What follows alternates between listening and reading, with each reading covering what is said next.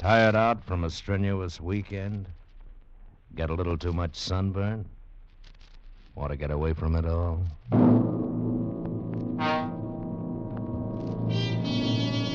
We offer you Escape.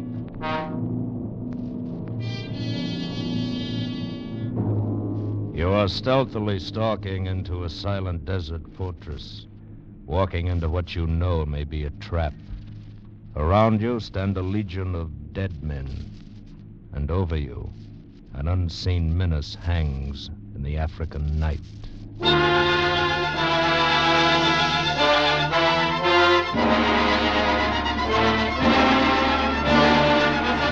Escape, designed to free you from the four walls of today for a half hour of high adventure.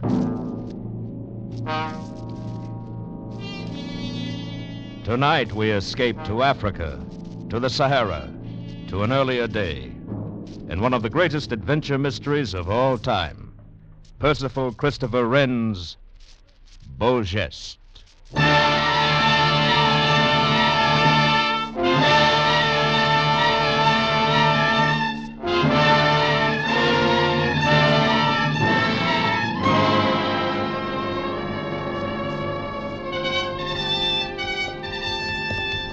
The report had been brought to my headquarters in Tokotu 3 days before, and I'd had the squadron on horse and ready to leave within 10 minutes. We've been on continuous forced march ever since. The Camel Scout had reported that the Zindanov outpost was under attack from a force of at least 2,000 Arabs, and that the tiny garrison had little chance of survival. As we came up to the last crest of sand dunes shutting off our view of the lonely mud fort, I ordered my sergeant major to dismount the men and form skirmish lines, while I rode on ahead to reconnoiter. At the top of the ridge, I reined in my horse and sat staring in amazement. Over the 200 yards of bare sand stretching up to the walls of the fort, nothing moved. There was no sound, no sign of life. The oasis off to my left was deserted. The Arabs were gone, and the tricolor of France still waved overhead. Just then 2 shots of welcome were fired from the fort, and the bullets kicked up spats of dust off to one side of me. I rode in under the walls and stopped in front of the tall wooden gate. I could see now that every gun slit above me was manned by a grim-faced legionnaire, holding his rifle leveled and ready. Congratulations, mes amis! Rose and I are proud to salute you! Come now! Why so grim? You are victorious! Inform your commandant that a major of the spies awaits his pleasure. Legionnaire! You up there with the pipe in your mouth. Go inform your commandant, you hear me? Is everything in order, mon commandant? I'm not sure. Bugler, sound the regimental call.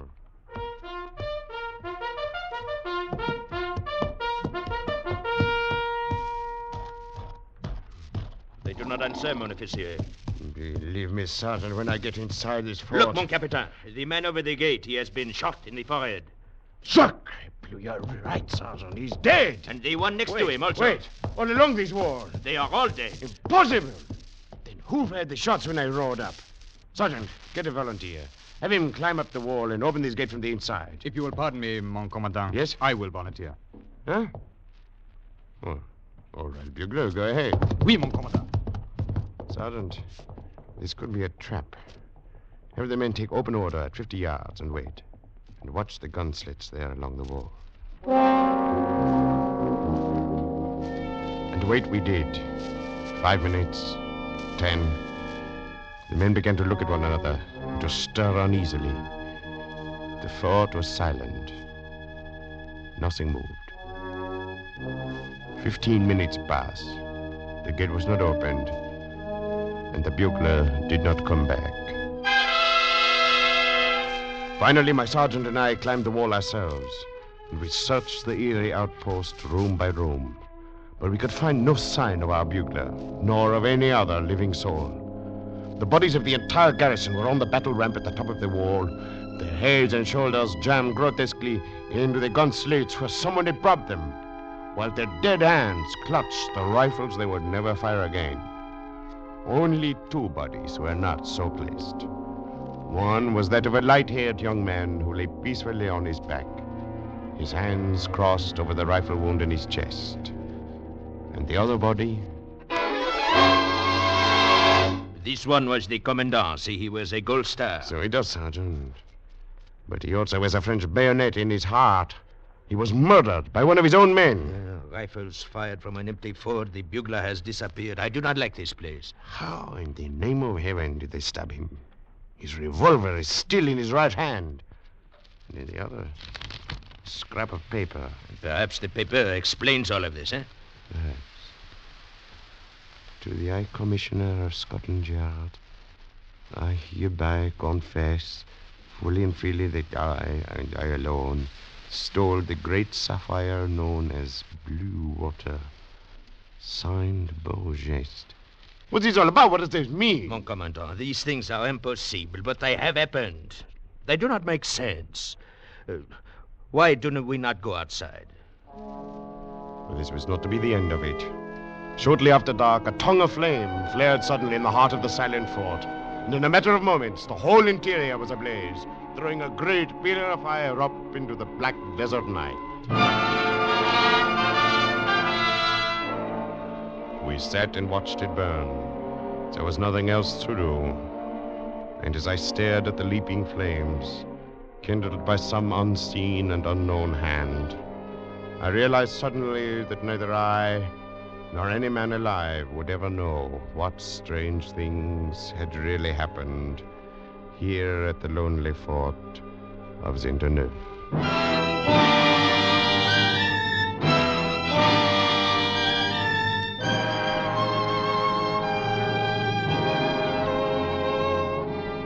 My name is John Geste, and I am the only person alive who knows all that happened at Zinterneuf.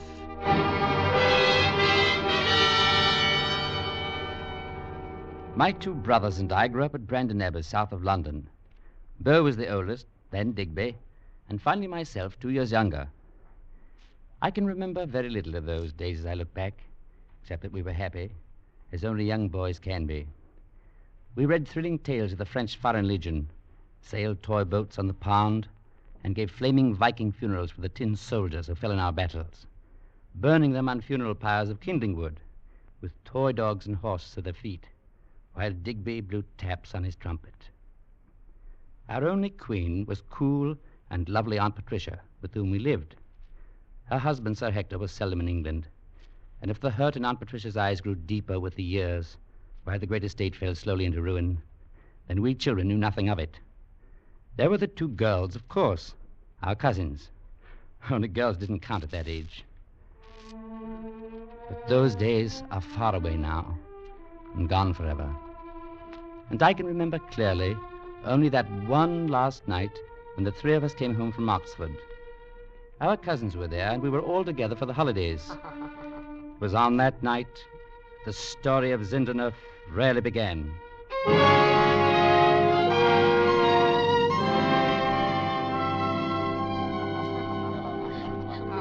We'd finished dinner and played games for a while. Now we just sat in the library talking.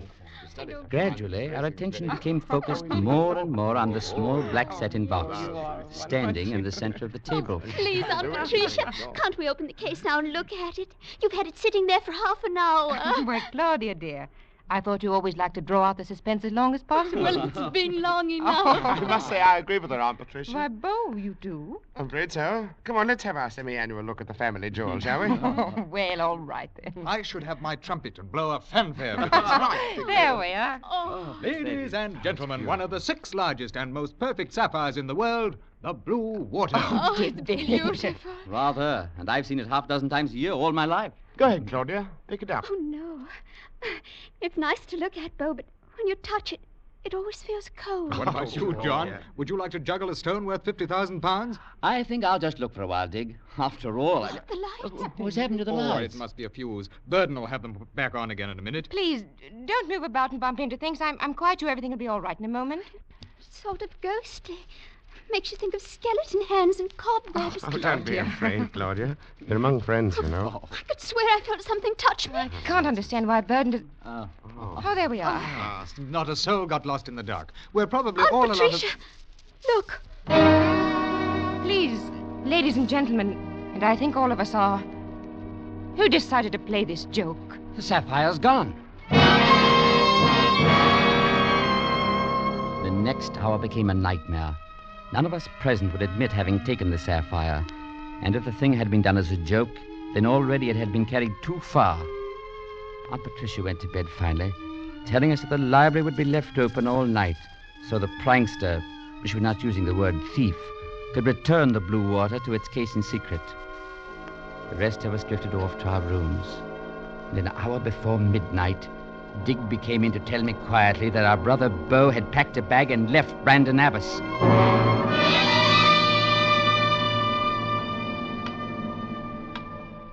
I turned out my light and sat there in the darkness, listening to the ticking of the clock. I was not surprised when 2 hours after midnight, I heard a sound below my window and looked out to see Digby slipping off down the drive. I was fairly certain that neither of my brothers had stolen the sapphire, but I understood what they were doing. Gallant as always, Beau had run away to draw suspicion from those innocent ones who might be hurt, and Digby had followed in order to split up the search for Beau. I could only guess where they'd gone, but long before dawn, I decided where I must go and what I had to do. And so it was that 5 days later, I walked into the Fort Thérèse, into the recruit barracks of the French Foreign Legion in Algeria. And if they refer to this cattle barn as a barracks, heaven knows what Wait. the... Digby, look who just came in the door. Good Lord, Beau. It's John. Hey, John. Youngster, come here. Digby! Beau! Hello. I'd have wagered 10 to 1 I'd find you in the Legion. You brainless young idiot. Both of you. Why? What's wrong, Beau? Oh, Beau wanted to be the only noble one in the family, John. Pay no attention to him. Well, there was no need for all of us running away. After all, I stole the blue water. Don't really say how you could have, Beau, since I brought it with me. Had a deuce of a time getting it through customs. Oh, you did Oh, you? now, look, you two. I've had that sapphire all the time. And if either of you would like to take a look at it... I wonder who did steal it. What's the difference? It's driven all three of us into the Foreign Legion now. And we're in for 5 years, whether we like it or not. Fine. What do we do? Well, we haven't done anything yet. It's supposed to be some kind of an inspection any minute. You know, you shouldn't have come, either of you. But, well, I'm glad you're both here. Thanks, Beau. So am I. I can't say exactly what we're in for, lads, but we're in it together. Oh, Lord. I think we're supposed to stand up. What is it, a man or a gorilla? I think it's Sergeant Lejeune. The other men say he's a killer. Stand down there, my dirty little dogs.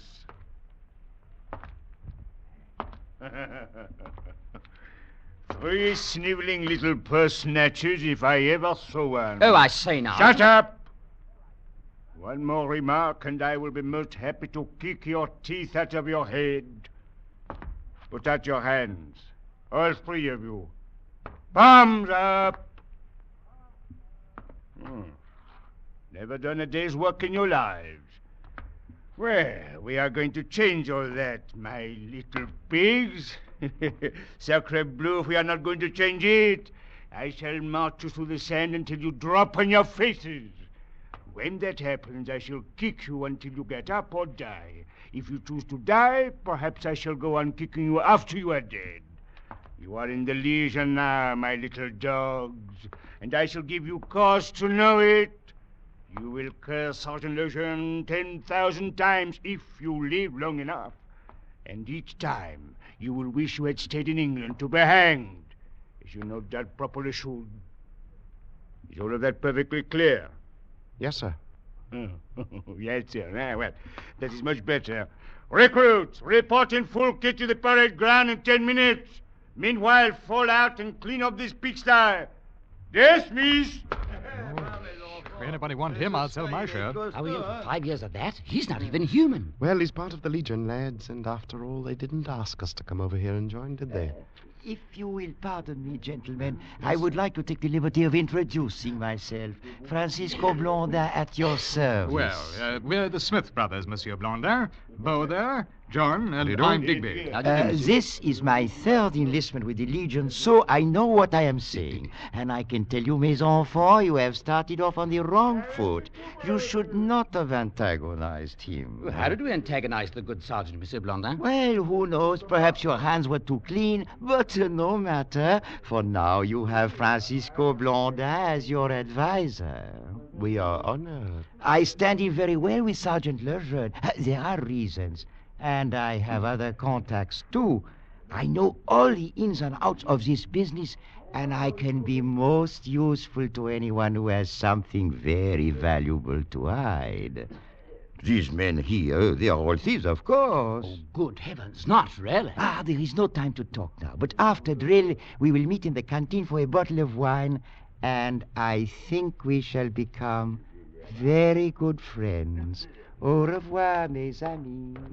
What? Well, chaps, I can't quite see Mr. Oily as one of our close friends. He overheard us talking about the sapphire, of course. Well, between him and Sergeant Lejeune. Hey, signori, pay no attention to me. Pretend I'm only polishing this boot, eh? But listen carefully. Yes? Do not trust that man Blondin. He's a thief, a liar. He's a little bloodhound who works for Sergeant Lejeune. When you wish to know something, you come to me. Juan Tayo. I will take good care of you, eh? I'll bet you would at that. Soon we find the chance to talk. I, Juan Tayo, will fix everything. Do not let anyone steal it, huh? I go now. You be very careful. Well, along with Lejeune, we now have a bunch of thieves who'll probably try to steal the sapphire. Ho-ho. Come along, lads. Let's find out how they march in the Legion. And march we did, hours in the grilling sun and the dust, day after day.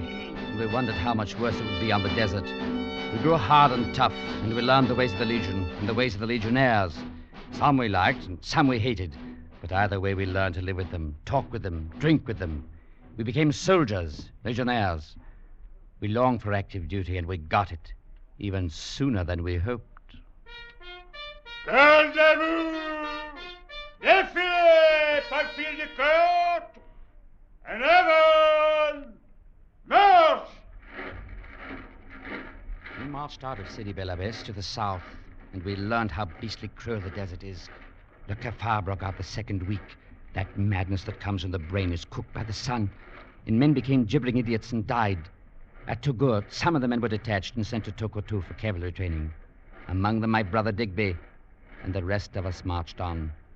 2 days later, our commandant went mad and shot himself, and the detachment's command passed to Sergeant Lejeune. On southward, we marched to the last southern outpost, straight into the mouth of hell, the fort at Tinderneuf.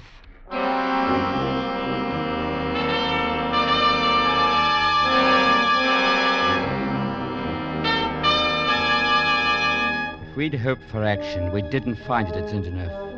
Day after day went by with no sight of the Arab forces. Nothing but eternal sentry duty. And each dull day was like the one before. In full command now, Lejeune became more brutal than ever, and the men glowered and growled into their breath and whispered together in small groups. In a month, the fort was seething under the surface with madness, hate, and even worse. Off duty for the moment, Beau and I were sitting at the oasis and talking one afternoon, when we heard someone coming toward us across the sand. Uh-oh. Hold on to your watch, Johnny. Here comes that little weasel Guantayo. Buonasera, signori. You haven't seen no one around, huh? Not a soul, my little puppy. Goodbye. No.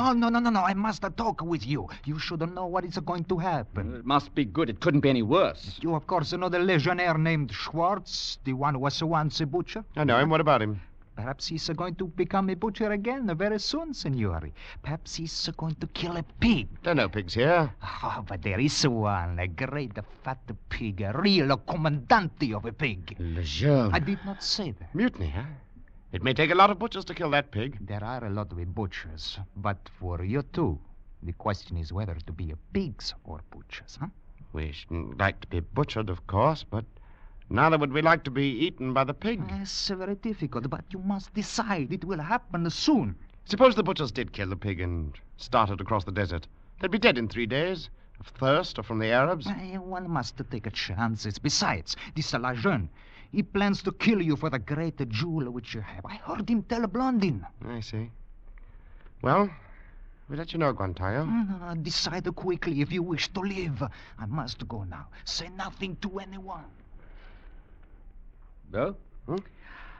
Rather think we're going to die, one way or another. Glad Digby's out of it. So am I. Well, we'll wait and see what happens, shall we? But we were not forced to wait any longer than that same night. I was awakened an hour before dawn by someone whispering in my ear. It was Lejeune, and he held a pistol in his hand. If you make one sound, I shall blow your brains out. Follow me. I followed him quietly out of the barrack room with its rows of sleeping men, and we stood beside the oil lamp that burned in the caserne. I've been informed of a plot to mutiny, and I've been told that you and your brother have not joined it. I'm going to nip that little scheme in the bud. Do you understand? Yes, sir. Eh bien. You will go back in there and wake your brother while I keep you covered from the door. I have 2 rifles here. Your brother will take one of them and kill any man who tries to leave his bed. You will take the other and come with me. We are going to disarm the guard. Whatever you say, mon commandant. Va bien. Come on. We left Beau on guard at the barrack room door and made our way through the sleeping fort, up the ladder to the battle ramp. Everything is very quiet up here, mon commandant. I have just ordered the sentry into the guardhouse, and the arsenal is locked. Eh bien, bien. Go down to the guardhouse and take their guns. Tell them 2 rifles are covering the door, and any man who steps into the light will be shot. Oui, mon commandant. Portez-vous bien. We stood there on the ramp, our rifles aimed at the square of light in the doorway, and we waited. I watched the first grey light of dawn filter over the walls and wondered if Lejeune was going to get away with it. I was given no chance to find out. Lejeune, look! Outside the fort! Arabs, thousands. Sacre nom du cochon. We are under attack. London, turn out the guard. Open the arsenal and pass out the guns. Bugler, sound us all. Look at the little pigs out there. Sacre bleu, but they'll find before they're done it's Lejeune they're fighting. Come on, soldier! Fire that gun!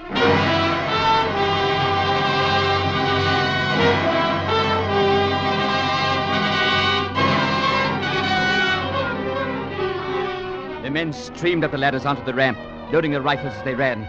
They were soldiers, first and last, legionnaires, and in the face of battle, all thoughts of the mutiny were swept aside.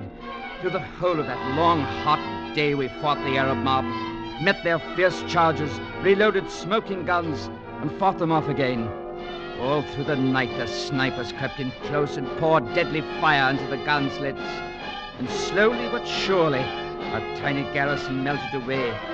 Lejeune was everywhere, cursing and firing his pistol, grabbing bodies as they fell and jamming them back into the ramparts, so the Arabs could have no way of knowing how few we were. As the ghastly night drew to a close, only 4 of us were left, Beau and I, Lejeune and Blantin. And before dawn, Blantin was gone. And then, as the first red rays of the sun swept over the sand... Oh! Beau! Beau! Never mind, soldier. Get below and bring up a pail of soup. The devil seemed to be letting up for the moment. But my brother, perhaps he's only wounded. I said get below. I'll take care of him. I propped my rifle against the wall and went down the ladder. At the bottom, I stopped suddenly. Lejeune would take care of him. He was not going to take care of Beau the way he did the others, by making a grotesque dummy out of his dead body. I climbed back up to the ramp. Lejeune was bending over Beau's body. He had torn open his tunic and was poring over some papers he'd taken from it. Huh? I thought I sent you below. You beastly thief! Take your filthy Stop hands off! where you are! There is no reason why I should not shoot you.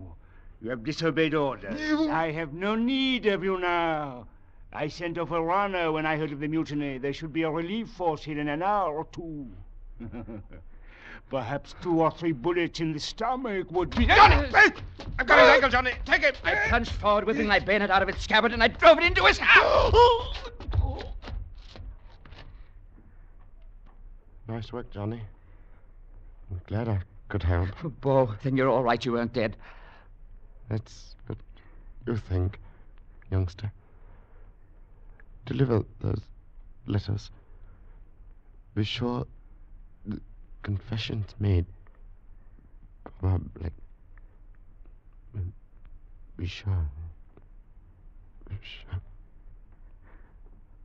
Beau. I gathered up the letters, closed his eyes, crossed his hands over his chest. There's nothing else to do.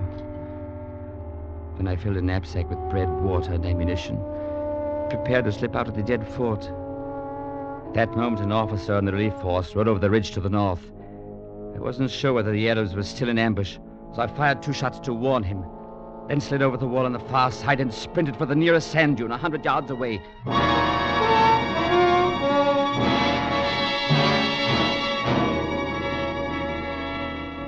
I must have dropped there and fallen asleep immediately.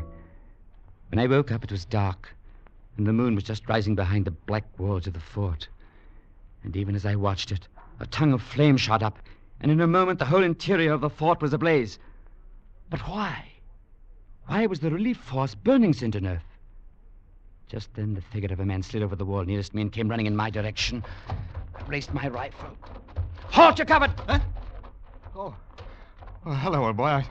I thought you'd be out here somewhere. Digby, how did you get here? I was bugler with the relief force, Johnny. They sent me to open the gate. I hid instead.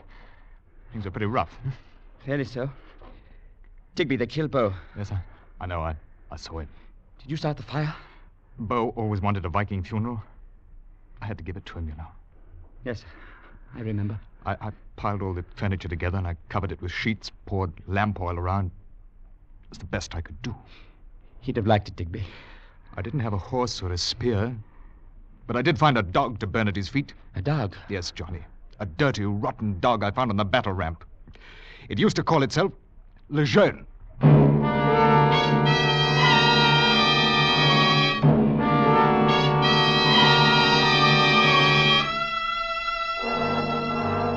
What came afterwards, how we fled southward for many weary miles across the desert, fought bandits, starved and thirsted. All those things matter very little now. It suffices to say that the day did come when I sat once again in the great library at Brandon Nevis, in the same room where it all began on that other night, long before. And I told the story to Aunt Patricia. Oh, it was all so completely horrible and so useless, John. Why did Beau steal the sapphire? Why did he have to do such a thing? I couldn't say, Aunt Patricia. So useless. I have a letter here that he left for you. I haven't opened it, of course. Please do so at once, John. Very well. Read it to me. He says, "My beloved Aunt Patricia, if I may still call you that. Beau. When you read this, I should be dead. I took the blue water, of course, or rather the imitation which you had made after you sold the real stone. Oh, yes, Aunt. I knew about that. You wanted the money for the tenants on the estate. I approve. But I also knew how much you feared Sir Hector would find out. I thought that stealing it might help you. If I was wrong, I only hope that you may forgive me. Oh, dearest Beau. For my part, I remain affectionately, as always, your own Beau Geste.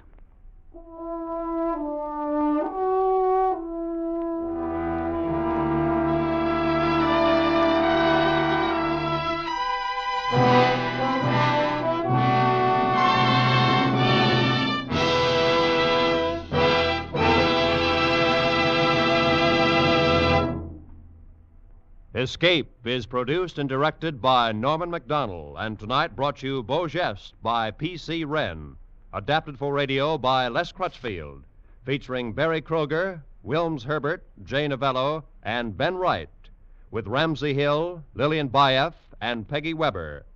Music was conceived by Lucien Morawek and conducted by Wilbur Hatch.